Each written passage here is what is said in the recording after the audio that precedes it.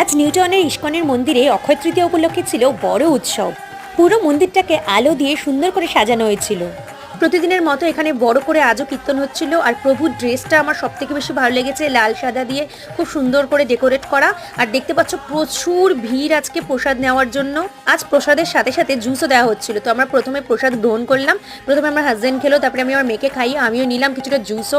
আমার হাজব্যান্ড নিল। তারপরে সুবলের কাছে গেছিলাম, সুবল খুব রেগে গেছে, ওর জন্য শশা নিয়ে আসা হয়নি, মুখ ঘুরিয়ে চলে যাচ্ছিল। তারপরে আমি কিছুটা জুস নিয়ে নিলাম। আর দেখো এখানে তুলাদান প্রক্রিয়া মনে হয় হয়েছিল, সবাই এখানে দান করেছে, সেবা অফিস রয়েছে। এবার আমরা সোজা চলে আসলাম এখানে একটা ছোট্ট শপে, যেখানে তোমরা ইসকন মন্দিরের সমস্ত কিছু তোমরা এখানে পেয়ে যাবে। ঘি থেকে শুরু করে বিভিন্ন রকমের বই, প্রভুর ফটো। এখানে নিরামিষ ভোজীরাই খালি এই জিনিসগুলো নিতে পারবে।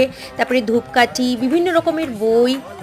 এবার আমরা সোজা বাড়ির দিকে যাব। আমাদের বাড়ি থেকে 5 থেকে 6 মিনিট সময় লাগে। তোমাদের কেমন লাগলো ইসকনের মন্দির দর্শন করে আমাকে অবশ্যই জানিও।